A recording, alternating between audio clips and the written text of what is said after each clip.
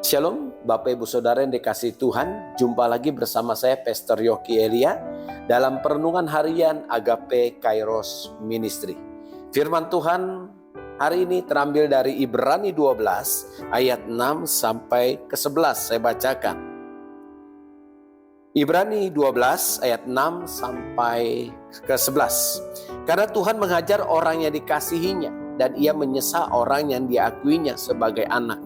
Jika kamu harus menanggung ganjaran Allah, memperlakukan kamu seperti anak, di manakah terdapat anak yang tidak dihajar oleh ayahnya. Tetapi jikalau kamu bebas dari ganjaran yang harus diderita setiap orang, maka kamu bukanlah anak, tetapi anak-anak gampang. Selanjutnya dari ayat kita yang sebenarnya kita beroleh ganjaran dan mereka kita hormati. Kalau demikian, bukankah kita harus lebih taat kepada Bapa segala roh, supaya kita boleh hidup? Sebab mereka mendidik kita dalam waktu yang pendek sesuai dengan apa yang mereka anggap baik. Tetapi Dia menghajar kita untuk kebaikan kita, supaya kita beroleh bagian dalam kekudusannya. Ayat 11. Memang tiap-tiap ganjaran pada waktu ia diberikan tidak mendatangkan sukacita, tetapi duka cita. Tetapi kemudian ia menghasilkan buah kebenaran yang memberikan damai kepada mereka yang dilatih olehnya.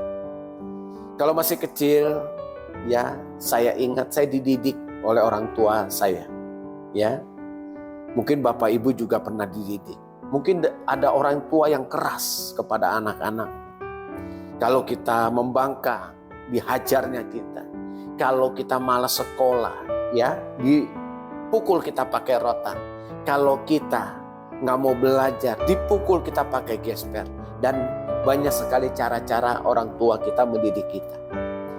Tapi kita perlu sadari, kalau orang tua kita mendidik kita seperti itu, dia mau supaya anak-anaknya menjadi anak yang baik, berbakti buat Tuhan, orang tua, bahkan buat masyarakat. Saya menyadari didikan orang tua saya itu mendatangkan kebaikan buat saya sampai saat ini.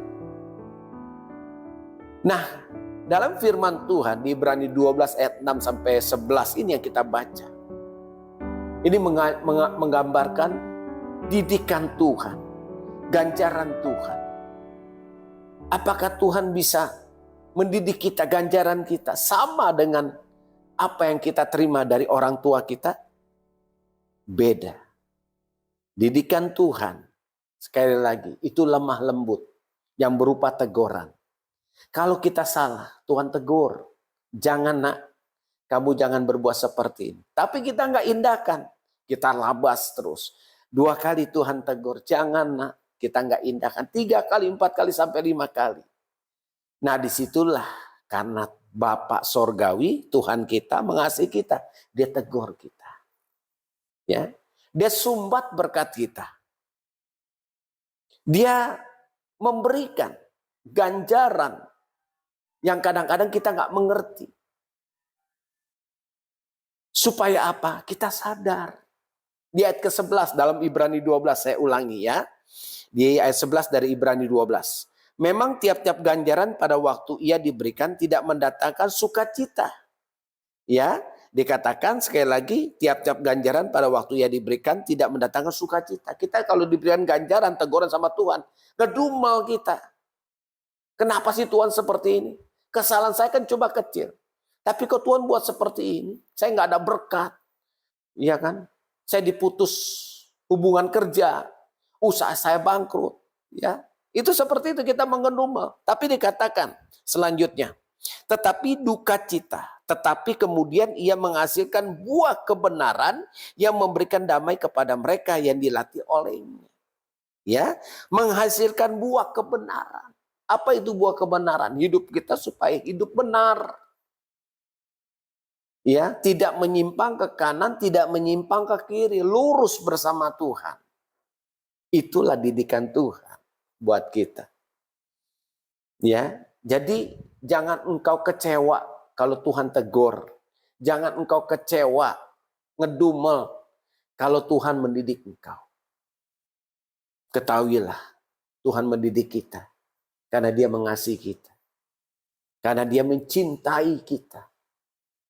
Karena kita pemegang ahli warisnya. Tata kerajaan sorga.